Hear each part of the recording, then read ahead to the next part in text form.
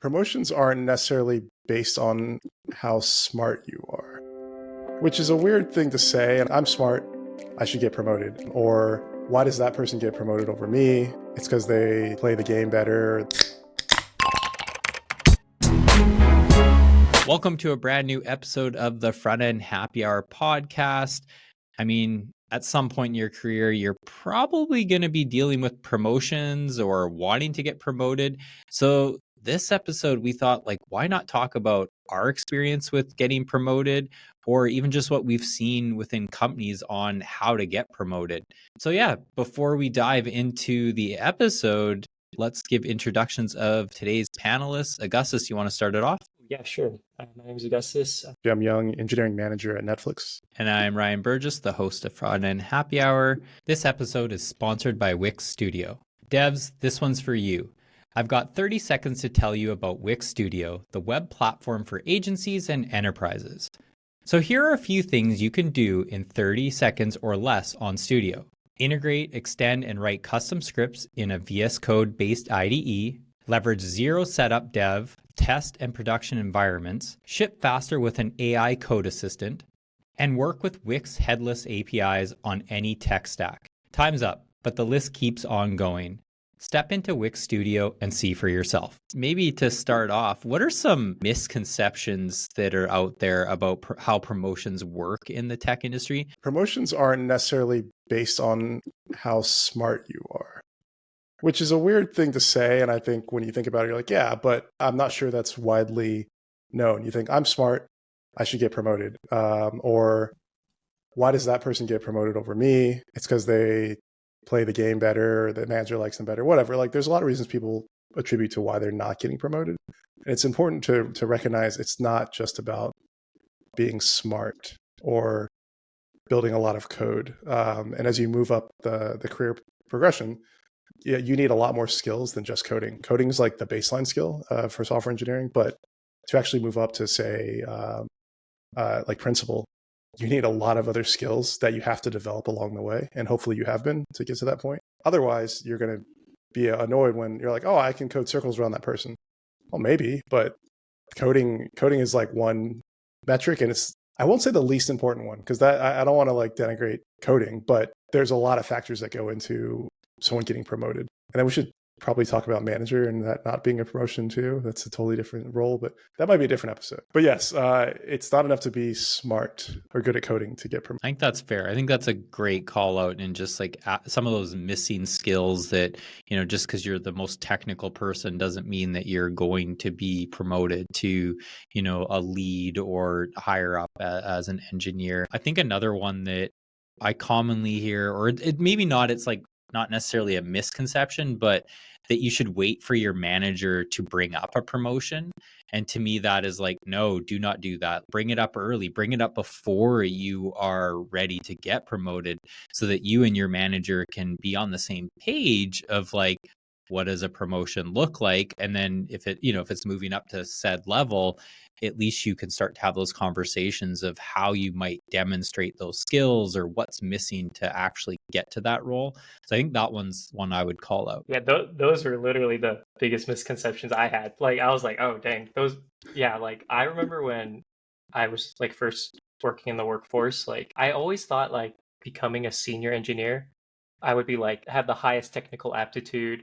I could basically build the entire app at the company that I was working at, which is just not the case. Going through the promotion process, it kind of shocked me how much of the day-to-day kind of changes. And this is going to be different for every company, but yeah, a lot of it isn't really just about coding. It's also about road mapping or estimating, doing deep dives into understanding what work is involved in a project and how you can kind of sequence the work.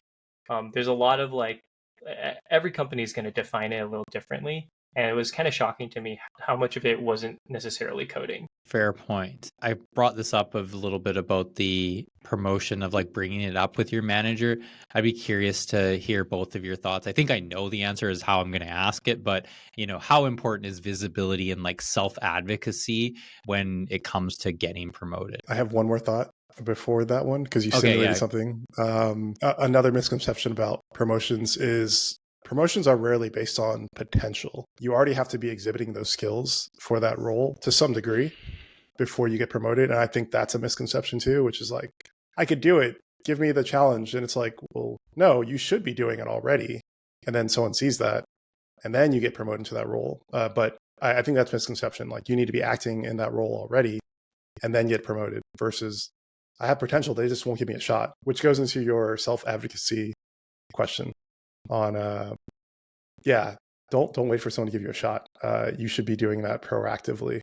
Hopefully your manager is engaging with you on those conversations. But if not, it's your career. Literally, other like people might care about it. Your manager should care about it, but you're the only one who lives your career. So yes, you should be advocating for yourself all the time. And if you feel like you deserve a promotion, have a real conversation with your manager. And I guarantee they'll give you honest feedback one way or the other. Yeah, I think that's a good call out is that, yeah, you do have to advocate for yourself. Jem, I think going back to your point, just on the misconception there, I'm curious, do you think that's almost like a bad thing though, that you have to like prove something that you were able to do that role like before being promoted? Yeah, if you asked me a couple of years ago before as a manager, I would have had a different answer. But now as a manager, I can see both sides of the coin. The challenge with someone advocating for themselves in order to advance their career is one, culturally, that's not universal across the board. Sticking your hand up and being, I don't want to say like the loud one, but like, being the nail that sticks up or the squeaky wheel or whatever it is a very American thing or a Western thing. And other cultures do not share that. So there's a lot of people who are quietly awesome who don't advocate for themselves, but does that mean they're not worthy of getting promoted? No, of course not. But it happens. It happens a lot. So that whole, yeah, you need to advocate for yourself. You need to be in that role for a while. There's some bias there that I think as leaders we have to correct for, but it's not inherent. Like we have to be aware that that's happening and be more intentional about it. On the other part on being acting in that role in advance, that's tough because you don't know what you don't know. And that's the bigger one where like if the manager's not supporting you and the company's not supporting you, then it's impossible to know what it takes to be, an architect level role or even move from junior to a mid-level role. So yeah, I can go on, but I have plenty of thoughts on this topic if you can't tell. I mean, I think it's tricky. It's bothered me a bit is like, I think you have to demonstrate some of the skills, right? I don't know what the like percentage of it is, but like you have to be demonstrating that, yeah, you're on the right trajectory to be promoted. And I think some of it should be that you can demonstrate some of it while doing that role. Like, I think there needs to be this bit of a balance because there's also the affordance that's given to someone who's interviewing, right? So we're talking about someone getting promoted internally in the company. They've maybe been there a year or two, or who knows how many years that they've been at the company. And it's really easy for us, especially as managers, to say like, oh, I know that person. I don't think they can do the job, or they can do the job. You've spent so much time with them to understand that. But an interview candidate, you might have like 45 minutes with them, the like one-on-one, and then you've also probably thrown them through other panel interviews to assess. But it's only a few hours of time that you've spent with this person, and then you're deciding, can they do this role? And some of it you're just, yes, I've got some signals that they can do the job, but some of it you're just hoping that they do, right? Like you're just taking the bet on them. And I think sometimes that internally, the promotion, people aren't taking enough of a bet on someone, right? Like they're like, oh no, you need to check all the boxes before being able to do that. And I think there's this weird dynamic that comes to play there and almost gets penalized the person for being at the company a while when they could have, just gone and hired someone else. Or I don't know. It's frustrating sometimes to see that. I have a bunch of thoughts on this. I feel pretty fortunate that I've had some amazing managers, and I feel like, I've definitely been there where I'm like, I feel like I'm senior. If I was just given a chance, like promoted me, I could demonstrate it. And I've had these discussions with like my managers, and I think amazing managers will really build that trust with you to show that they have your career as like a strong focus for them, and they just want to help you like get there.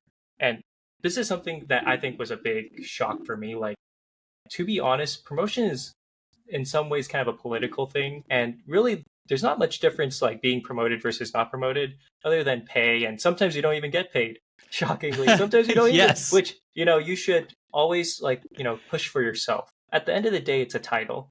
And what I loved about my managers, how they would go about it is, to them, they would always tell me, I see it. I can see you being a senior. We just need to make sure everyone else can see it too. But yeah, like, you don't want to be in a position where you get promoted and no one agrees with it. I feel like that is a terrible scenario that I definitely didn't think about. Like, it just creates bitterness. It also creates just a lot of like attention towards you, possibly not delivering to what people may expect of what a senior is. It's kind of like what I said. Like, it can be a little political because you want to build that trust with everyone. Like, hey, I am a senior level at this company, and you can trust me to deliver on what is expected of a senior. So I totally get why like you should be demonstrating that just a little bit before you actually move into that role, because that's a way for you to build trust with everyone, to show, hey, this person's already demonstrating this. I think this is also where like certain companies might have different processes. Like, there's a panel that has to sign off on it versus maybe some companies, maybe it's entirely up to your manager. I don't know, but it's really about like making sure all the people can see it too.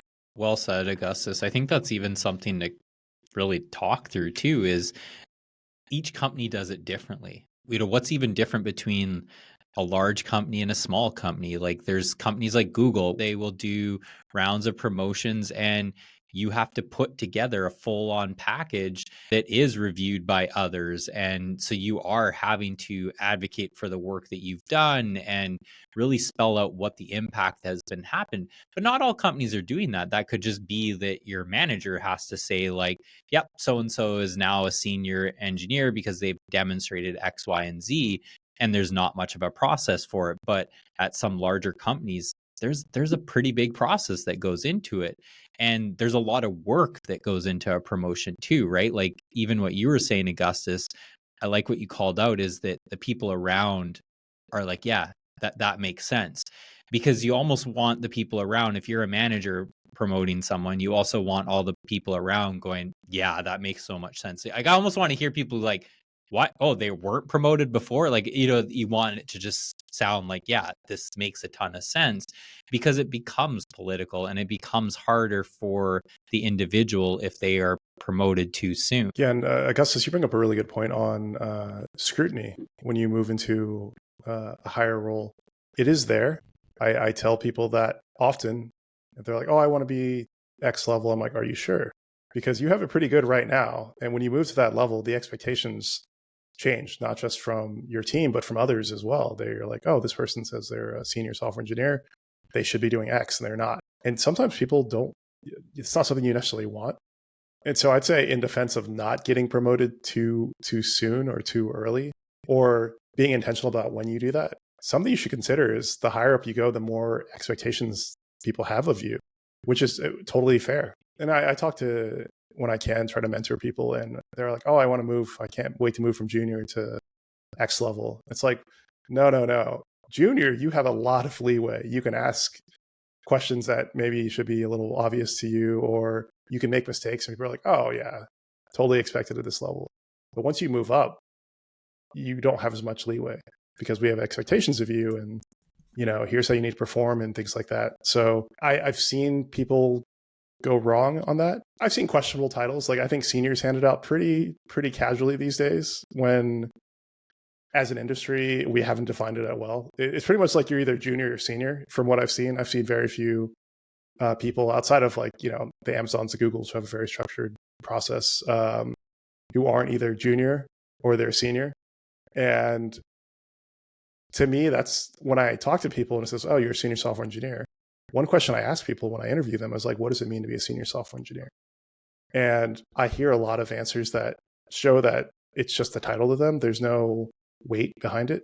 That's the consequence of, I think, getting promoted too fast when you haven't had time to like grow into that and you're just looking for that next title. Yeah, I guess the whole takeaway of that is be wary of getting promoted too fast, and make sure you know that's the right move for you, because it has a bigger impact than possibly you're aware of. Such a good call out, Jem. It made me think of like maybe even a misconception is that you need to get promoted, right? I feel like more often than not, people are usually chasing that next step. It's natural. It's like, what can I do to be better on my, what I'm doing? How do I grow? Getting larger comp salary, that is always nice. And so, you're always kind of striving for that. But something you said really hit me too, Jem, was like you're saying that the expectations change, which I don't disagree. Absolutely, they do. But the role might change too, right? Like you might be doing something completely different than what you really love doing. And, Jem, I'll even call it something that you've said to me is this is while I was managing you, is like there was this point where you were coding heads down all the time, doing feature work. And then you started to do more like architectural, like more platform work. And you're like, Ryan, I'm coding less. I'm like, yeah. I mean, you're also, you're helping set the tone for other engineers, thinking about it more holistically of what needs to happen. And you're writing a memo for that. You're not doing the actual code. And so I think it worked out in the right way, Jem, is that you've kind of headed down the management side of things. But that absolutely is a pivotal moment for a lot of engineers where they're like, I don't want to do that. I just want to be like doing what I love doing is building, and I don't want to do all that extra stuff. And that extra stuff is sometimes absolutely a requirement or an expectation. But yeah, it also might be something you're like, I don't want to do that. And so maybe a promotion isn't the right thing, and that's okay. Can I just add that there's this extra stress level on top of the like imposter syndrome, not being able to ask any question you want, and feeling a little judged. But like as I became more senior, like I felt like I had a lot less control on the execution. I'd give high level estimates, but you're not always going to be working on everything. You might just spec it out high level. There's always some lower level implementation details that might take longer than expected. And I have a lot of respect for engineering managers that's basically like they have to go through this all the time. Like I just got like a taste of it in some projects, and it is like super nerve-wracking, and to like sometimes be even evaluated performance-wise on it. Yeah. I was just going to ask you that. Were you, are you getting evaluated on your estimates? Well, and it's like everybody wants to deliver quick, so sometimes you might pitch, okay, hey, you know what? I get it. We need to hit this date for XY reason. Maybe we can cut some of the scope out and run with it, and then during implementation, maybe something comes up. Maybe you realize that's it. You couldn't just do that. You just kind of offered it as a suggestion, but it's kind of held to you. And I don't know if I would say like I was evaluated in a poor way, or people have been evaluated in a poor way for it. But I feel like it's just this extra layer of stress that you have to manage. And it was something that I didn't really expect. That's fair. I think another thing you said that actually I want to call out, you're saying like as a manager having to do that all the time. I like actually judge managers who are estimating for their teams without at least talking to their teams. I don't care how good or technical you are, but you don't know all the details. And I've had managers, they estimate for you, and then you're stuck with that estimate. And there's a lot of complexities to like work through that weren't necessarily thought through. And as a manager, I'm thinking, well, yeah, I don't know all the details. I need to lean on my team. Is like, here's what we need to do. Here's what we're trying to achieve. Let's talk through that. And maybe I'm the one to take back the estimate and stand by that estimate, but I am absolutely including my team in on that. I'd be curious from both of you, as we talk about, working to get promotions and everything like that, I'd love to hear some like strategies or tips for someone who maybe feels stuck in their current role and wants to advance, but doesn't really know where to start. Maybe they haven't even had that conversation with their manager. I mean, that's one tip, is go do that. But I'd be curious some other tips from both of you of like, yeah, what would someone do in that scenario? Yeah, I have some thoughts. Yeah, definitely like talk to your manager. And I want to like bring up something Ryan mentioned. Like for some companies, especially like Amazon, I can speak from direct experience. Like getting promoted is something you have to do very intentionally and you have to plan for. It's not something you can just deliver well and then boom, you're going to get promoted. Like it's like there is a process, and a good manager is going to walk you through what that process is like. You know, there's like a packet, there's artifacts that you have to keep track of. And I'll be honest, I've heard horror stories of people who are like, hey, I've been working for a while, I feel like I'm ready for the next step. I'll be like, great, here's the packet, here's what you need to fill out. And they say, oh, don't remember what I did for some of these projects. You have to start over. You have to, or do your best, try to fill it out. I'll try to help too as a manager. But it's like, it's a very intentional process you need a plan for. So definitely like work with your manager on it. But I think outside of that, one thing that's super helpful is just reaching out to other senior engineers who've been through the process. And I think that is like such a good way to like understand what the expectations are, especially like someone who's gone through it recently. They can kind of tell you, okay, hey, like this is what happened and this was what was a shock for me, etc. And you can really understand what the expectations are. You know, I think that's something you really need to prepare yourself for. And more often than not, you're going to have to start demonstrating those qualities, not just to your manager, but to the rest of your team. And I think a good team is going to support you. So I don't think you need to be afraid of that, but I definitely think it's worth like reaching out to other peers within the company. Yeah, that's good advice. And I guess as you triggered a thought, which was a promotion is a signal, not just for you to the broader company and say like this person's has the skills to operate at this level. It's also a signal to other people at maybe lower levels that hey, here's how you should behave, and here's the actions that you should take, behaviors you should emulate to be at this level, and this person demonstrates that.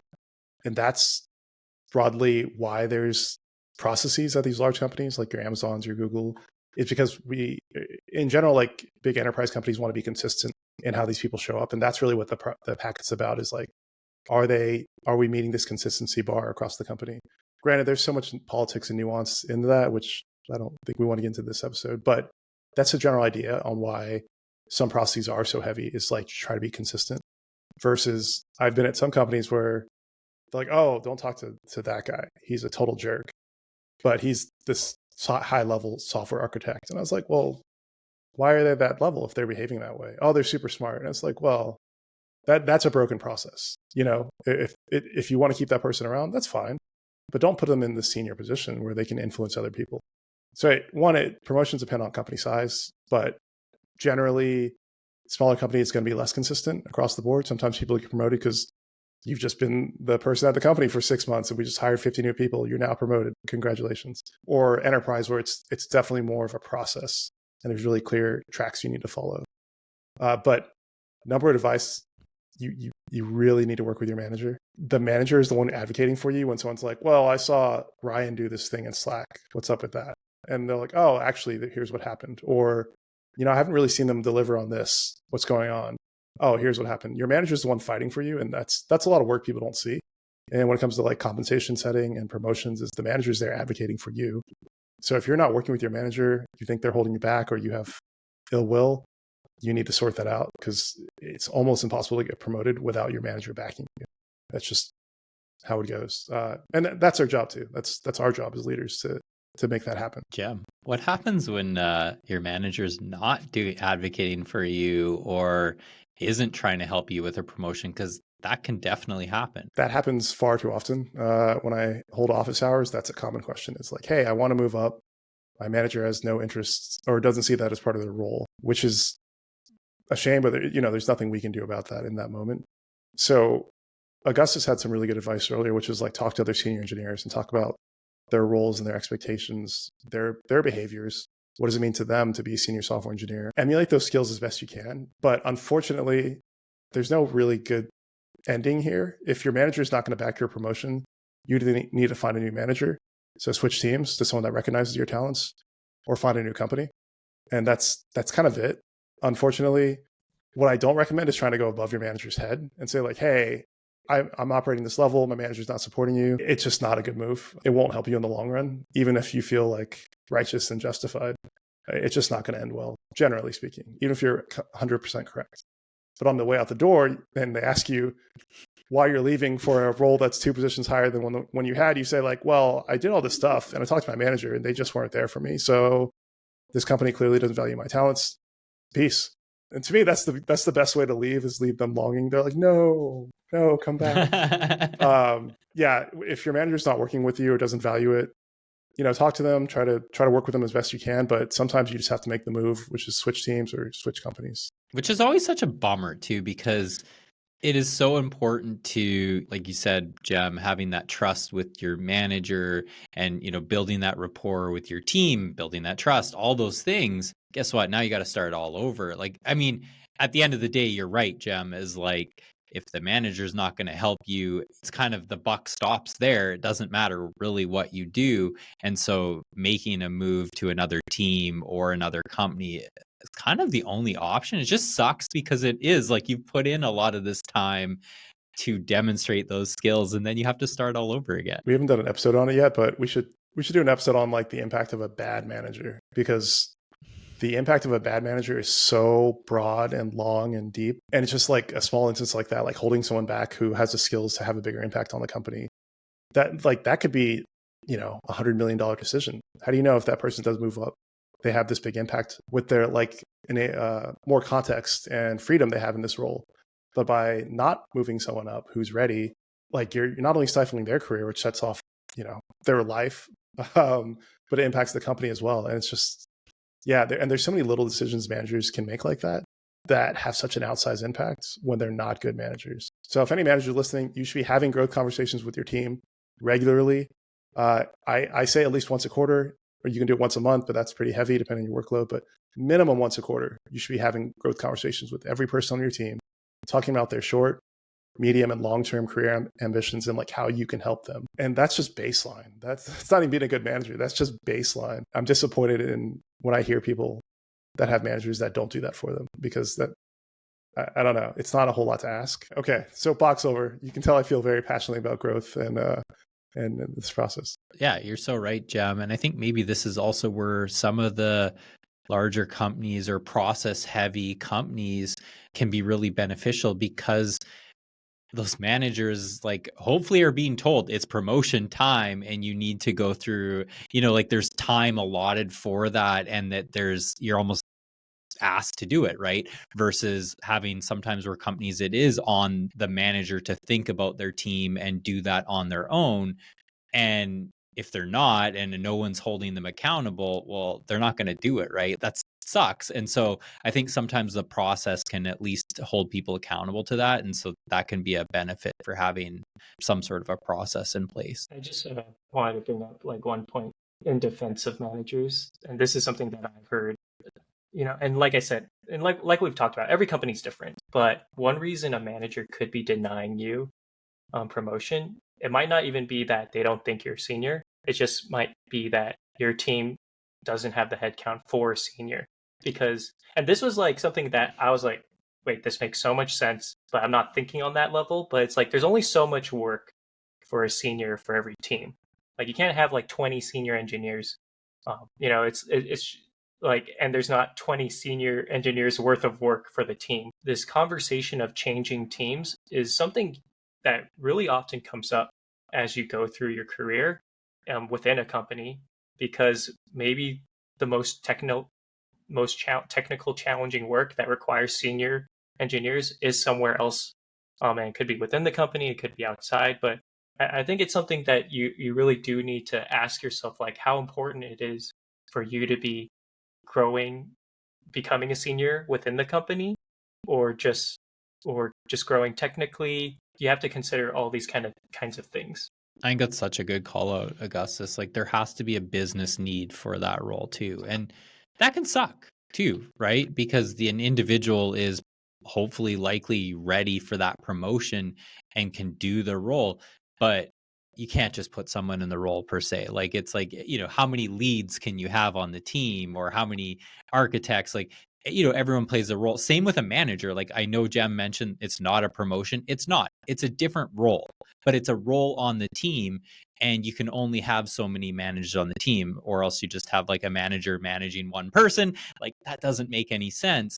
So I think that that's a really good call out too, is also understanding, even talking with your manager or higher ups, whatever it is, what's the likelihood that there is going to be that a need for those roles? And if there's not that, are there other teams that may need that in the future or right now? Would I be ready? Like these, it goes back to that point.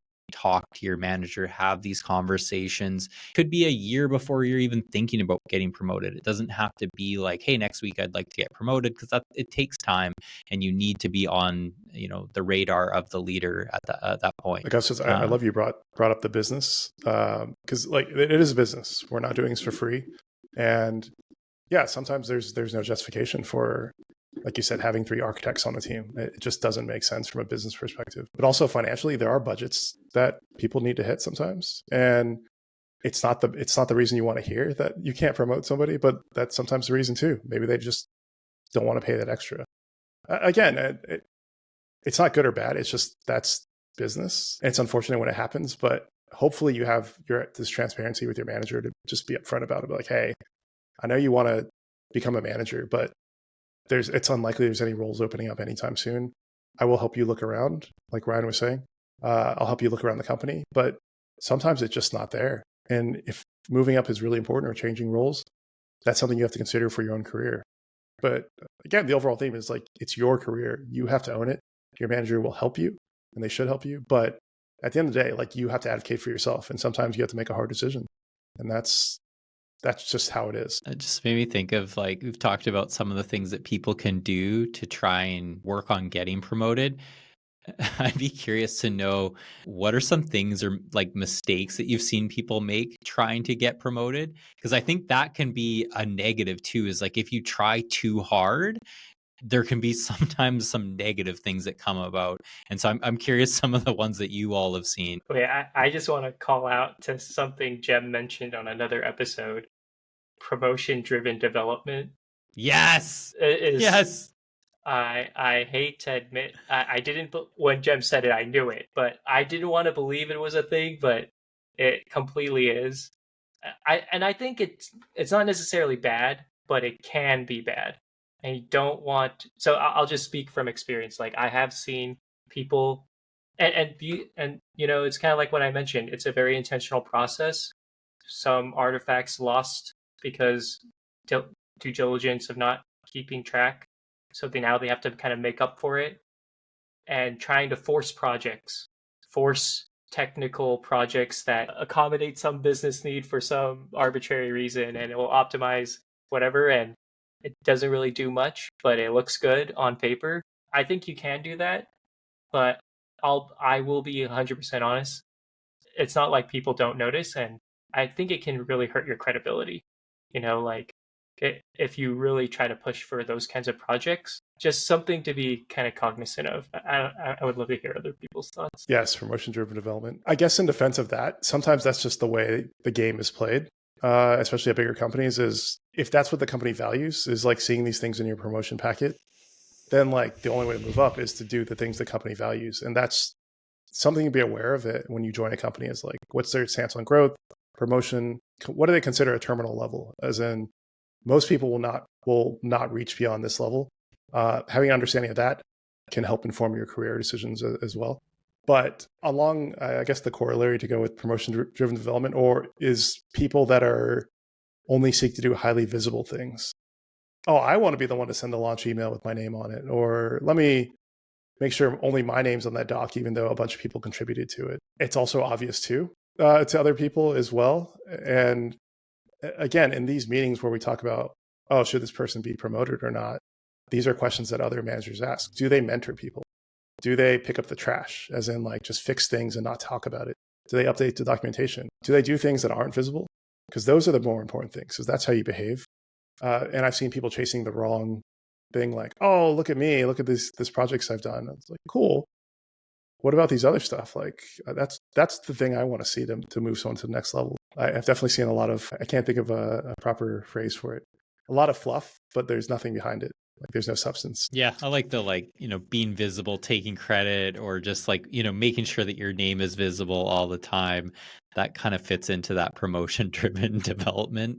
The another one too that I was thinking about was just even the added complexity. I've definitely seen where engineers will take a problem and almost make it more complex. It might not be like, oh, that will get me promoted, but it's some of those things where you're like, oh, this is a big system that needs to be built. When it's like in actuality, it's like, does it need to be built? Could we, leverage something open source? Could we buy something? I think sometimes people head down the direction of they need to build something and it's this big shiny new thing when something may already have existed, but hey, I'm going to go build a new one because that will get me promoted. One that I think is worth mentioning, I don't think it's like a common mistake, but I think it's something definitely to consider is like, feedback is so important. And at least at Amazon Twitch, like feedback is a huge part of the promotion process. Like, what feedback have you gotten from people? And I would say like a mistake is not considering the feedback of stakeholders outside of the technical. Like, if you're an engineer, right? Like product managers, if you're front end designers, the feedback they give is like super good. Like, because they're the ones that like you might not work with all the time, but they work in a different job function, and definitely work with your manager to understand the weight of feedback. I know like certain companies, they place a lot of weight on people outside of your job function. They're the ones that are outside of your team and quite honestly, probably a little less biased to knowing you and working with you. And those little interactions matter. It's like collaboration, right? Like you need to be a Yeah. strong collaborator.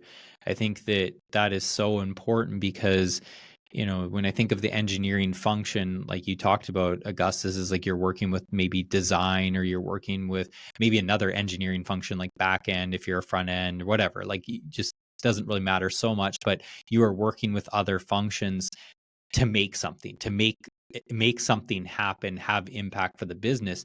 And if you're not a strong collaborator, well, that's not going to work well for anybody, but it also doesn't look great for your team at all either. It's like, oh, they're not good collaborators. And, it gets lumped down to that, like individual sometimes can bring down the rest of the team. So I think that's a really good call out is what you're saying. You have to be a strong collaborator. We've spoken a lot about how important the relationship and trust is with the manager. Like, I think that's come up 100 times in this episode. So very important for your career to have that trust. But what happens when the manager leaves, right? Maybe they get promoted to a new role. There's many reasons why that something can change where it's no longer your manager. That can cause a lot of panic because now you're probably starting at ground zero with a new manager. And I'd be curious to know, like, what's some advice that you would give someone who's going through that and that maybe was on the cusp of getting promoted? They're very, getting close to the next level. What kind of advice would you give that person? Yeah, I'll be honest, I've been through this, and it can be a little shocking. Well, first of all, hopefully you're keeping good relationships with everyone you've worked with.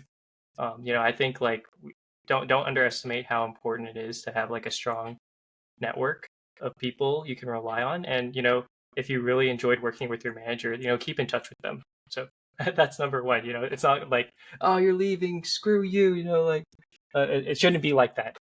Definitely like keep in touch with them. For me, when this happened to me, I've had some managers, and maybe they leave, change job functions. If they change teams within the same company, I feel most companies will have some process where they can still weigh in. That's been my experience. So that is far less of a scary position. They're still within the company, maintain a good relationship. But if they leave the company, I think it's very important that you get some time to sit down with them and say, hey, is there anything you can do to leave some notes to kind of support my promotion packet? I feel like a broken record saying every company is different. But if your company allows it, like they will still take the weight of notes from people who have left the company.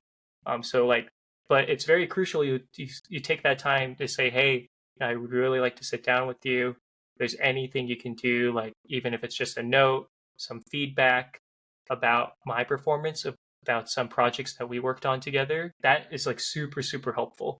And all that like context or work that you've done with them, it doesn't just get lost. Another thing that's really important that generally happens, but you want to make sure maybe you can have that conversation, is when you transition to a new manager, hopefully that manager that's leaving can kind of hand that promotion process off, so it doesn't just get kind of lost. That's actually what happened for me when my manager left. They made sure to sit down with the new manager and say, hey, this is the state of Augustus' promotion packet. Here's where it's at. Here's where he needs to work on. And here are some projects that I think would be really good in helping demonstrate these qualities. I feel like this is like a less positive episode because it's just reality. And if your manager leaves when you're close to a promotion or have been working with them for it, it just sucks. There's just no way around that because, as we've talked about, it is about your relationship with that person. Ideally, you two have been working together in some sort of document that like has all your artifacts and areas of growth and how you've demonstrated that in the past. And it's been working for a while. So you're not just left with, oh, it was their word that this person's really good. But yeah, if they're leaving the company, you can ask them to like put in a good word for you, but it's really hard because they're a person too, and they have their own career, their own life. And promotions are a lot of process and a lot of writing. So that doesn't always happen. Yeah, I think my advice is write stuff down in advance if you're working with somebody. Even if you're like, they're going to stay here forever, have that documented just in case. Just call it insurance. And it's just good to have it down anyways. But yeah, it's just a bad scenario. It's just bad luck. I think maybe playing off both of your pieces of advice, like I think that if you weren't thinking ahead, Jem, like if I wasn't thinking ahead and writing it down and I was maybe in Augustus' situation where the person's leaving, I might even try and make it easier for them is like, hey, I'm going to write down what you and I've talked about and, I'll document it all. I just want you to make sure that we're both aligned, that that's what, has been said and that we're thinking through. And so that you're making it easier for them, at least if you really want to make sure that that's documented, that could be a step too. But yeah, it is a tough situation. That is a really tough one. Hopefully that manager is documenting and advocating for you even while they're out the door. All right. Well, that's probably a good time for us to dive into picks. In each episode of the Front End Happy Hour podcast, we like to share things that we found interesting, want to share with all of you. Augustus, what do you have for us this episode? Ooh, yes. Let me just get it up. Yes, I have 2 picks today. One is a japanaikuryu.jp. I don't know if that's like his Japanese name. So if I am destroying that, I am so sorry, but it is just super cool. He creates these little like showcases for like different things he's playing around with. Just some of the stuff he creates is like so fascinating. So I just linked his website. Like he like really like does some cool things with like reimagining like how some navigation items look like and how they like blow out. I don't know if I would say it's like the most like usable friendly, but it's just really cool to see this kind of creativity come out. So I think it's worth checking out. And then my second pick is a YouTuber. His name is Punisher. I've been getting kind of interested in like 3D development. There's like a lot of 3D websites like that use 3JS. And Punisher, he's been in the YouTube game for quite a bit as a 3D artist, and he teaches how to create 3D artworks using Blender, Unreal Engine. And he hosts this contest where he basically gives you a template, and you can just try to make whatever you want. And he has these really, really cool compilations of all these people. Some people just start learning right there, and some people are very, very seasoned 3D artists. And I just thought it was super cool, worth checking out. Does sound cool. Jem, what do you have for us? Sorry, I was playing around with that website. Yeah, that is super cool. Like just raw creativity. Like that's what the internet's for. I'm gonna be stuck here for a while. Great link, I guess. I have 2 picks. The first one is an article on Tom's Hardware. It's kind of humorous, but it's about a mouse jiggler guide. So there are companies that track whether or not you're online or whatever, and is your butt in the seat, and they use that by your Slack icon or Teams icon, whatever. But if you jiggle your mouse, it looks like you're online all the time. So this whole article is different ways, whether it's hardware or software, of just jiggling your mouse and making people think you're working. That's a whole episode in of itself, but it's pretty funny that this exists. So it's a real thing. My second pick is a movie on Netflix called Atlas, starring Jennifer Lopez and a few other people. A little campy, a little cheesy, but the special effects on it were really impressive. I did not have high hopes for this movie going in, but I got to say the special effects were phenomenal. Like excellent use of CGI. The storyline, it's okay, but to me, I think the battles and giant robots clashing with each other makes up for it. So kind of an unexpected delight there. That movie's called Atlas, and it's on Netflix. And those are my picks. Right on. I have 2 picks as well. My first one is going to be a TV show. It is not Netflix. It is Apple TV. It is called Presumed Innocent. It's a really interesting story, like really well done, just about a lawyer who ends up basically being on trial for murder, and he ends up representing himself. It starts Jake Gyllenhaal, so he's the one on trial for the murder of his girlfriend. It's a good story. I highly recommend checking that one out. It's really well done. And then my second pick, funny enough, is ChatGPT for the Mac. They now have a dedicated Mac app, and it's, to me, I'm like, the browser works just fine, but it has been really nice to just be able to now switch to the app really easily. I use ChatGPT so much that I'm like, oh yeah, this is just nice and easy. So I've only had it installed for like a day or two, and I've really enjoyed it already. So if you use ChatGPT heavily, I would probably recommend installing that and trying that instead of just going to the browser. Well, thank you all for listening to our episode on promotions. Hopefully some of this advice helps you get a promotion, or else figure out maybe leaving the company or finding a new role. But yes, any last words, Augustus and Jem? Ding ding. Good luck on your Dong promotion. diggly do. Good. I like that.